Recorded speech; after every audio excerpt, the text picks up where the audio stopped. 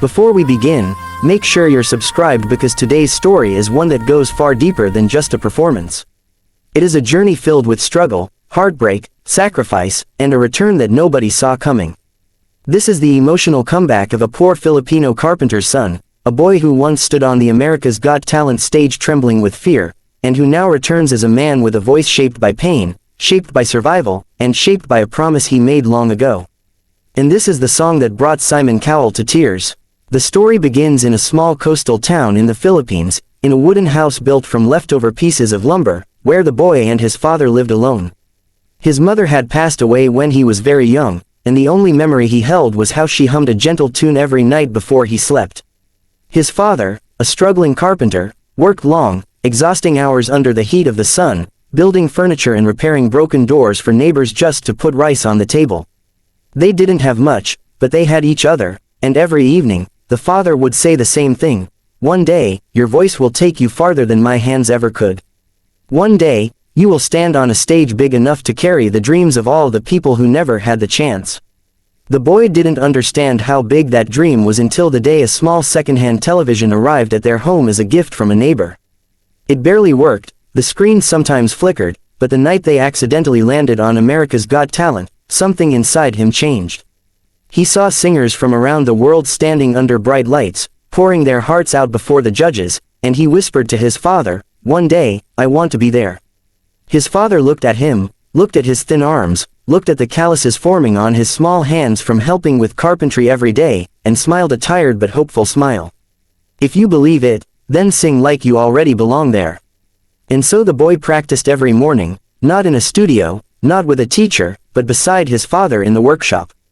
Sawdust filled the air like golden snow, hammers clacked, wood echoed, and in the middle of all that noise, the boy sang. Sometimes loudly, sometimes shyly, sometimes breaking down when the memory of his mother's humming became too much. But his father always reached out, always steadied him, always told him that broken voices make the strongest singers. Years passed, and the boy grew into a teenager, still poor, still struggling, but his voice matured, soft when it needed to be soft, powerful when the emotion demanded it, and trembling with the kind of truth that only comes from real hardship. He auditioned for small competitions in town, sometimes winning a little money, most of which he handed straight to his father. They saved every extra peso, but life had a cruel way of moving backward just when they thought they were finally moving forward. One night, after a long day in the workshop, his father collapsed. It was exhaustion mixed with years of overwork, years of pain he kept hidden, and a heart weakened by too many sacrifices. The boy rushed him to the local clinic, but the doctors said they needed more tests, more medicines, more money they didn't have. So the boy did the only thing he knew: he sang for tips on the streets. He sang in front of stores. He sang outside restaurants. He sang until his throat burned. And every coin dropped into his small plastic cup was a reminder that he wasn't just singing for himself. He was singing to keep his father alive. But the illness worsened, and one morning, before the sun rose, the boy woke and found his father breathing slowly, painfully, his eyes barely open. His father whispered something that the boy would carry for the rest of his life: "Your voice will reach places my hands never could. Promise me you'll sing on that stage. Promise me you won't stop. Promise me you'll let the world hear you." The boy held his father's hand and made the promise. And an hour later, his father was gone. He was 17 when he buried the only person he ever had. And the world felt painfully wide and painfully empty. But the promise remained. And promises, especially the ones whispered by someone you love seconds before they leave this world, cannot be broken. He left his small town soon after, riding an old bus to Manila with nothing but a backpack, a photo of his parents, and the little money he saved from singing on the streets. He worked in construction during the day, carrying cement bags heavier than his whole body, and at night, he sang in small bars for a few hundred pesos. He slept in cramped rooms, sometimes hungry, sometimes sick, but always remembering the words his father said: "You belong on a big stage." Then came the chance he had been waiting for. America's Got Talent auditions opened in Manila for international applicants. The moment he saw the poster, he froze. Something inside him said this was it. This was the line his entire life had been leading up to. He lined up with hundreds of other dreamers, some confident, some nervous, some with perfect rehearsed smiles. But he had something different. He had a promise. He passed the first screening. Then another. Then another. And finally, after months of waiting and paperwork, he was told he would be flying to America to perform on the AGT stage. It was the biggest moment of his life. But also the moment he feared the most, because stepping onto the stage meant stepping into the unknown. It meant facing millions of viewers. It meant facing Simon Cowell, whose expression alone could make performers crumble. But more than all of that, it meant facing the memory of his father. His first AGT performance was raw, emotional, and unforgettable. He sang a song his mother used to hum, a song his father always asked him to sing whenever days were too heavy. And although he didn't win the season, although his journey ended earlier than expected, the world heard him. He received messages from strangers across the globe, people telling him how his story touched them, how his voice carried a kind of pain that felt healing. But just when he thought life would get easier after AGT, reality hit him harder than ever. Opportunities were few, money was still tight, and every day was a constant battle to survive in a foreign land. He took small gigs, washed dishes, cleaned apartments, and sometimes slept on couches offered by kind strangers. But through all of it, he kept singing.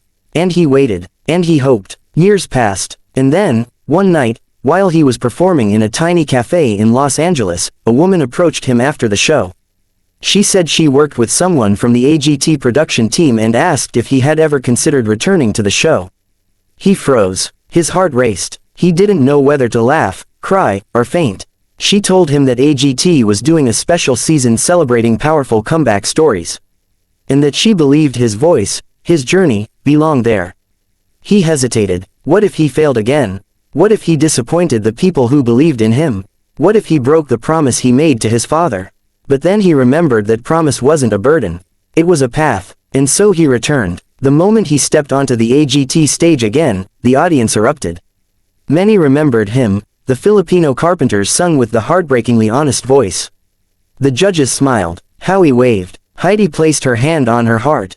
Sophia whispered something to Simon, who sat still, studying him with eyes that held curiosity and recognition.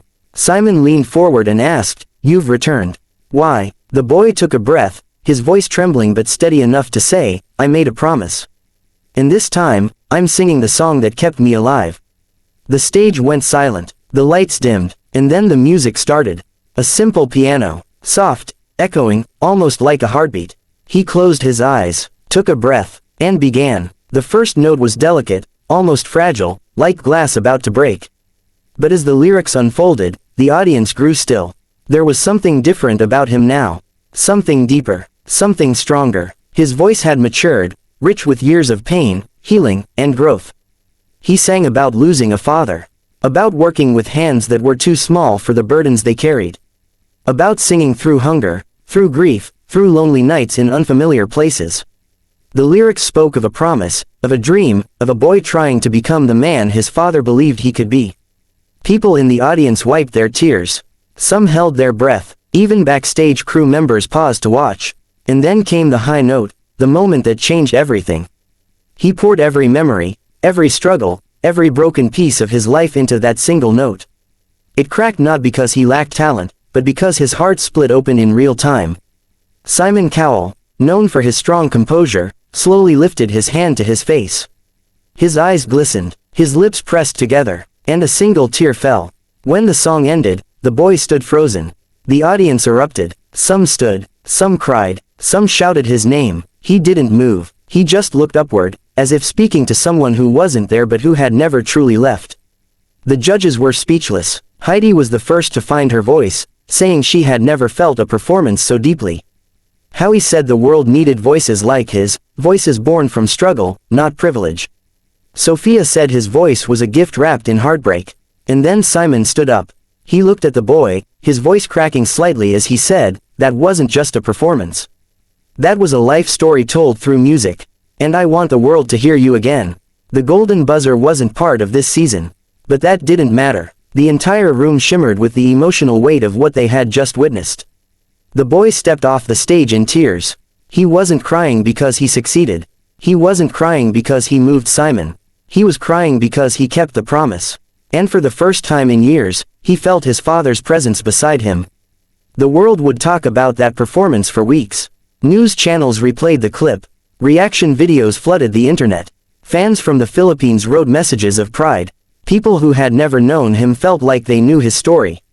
He didn't just return to AGT. He rose from the ashes of his past and reminded the world that pain doesn't break you, it shapes you.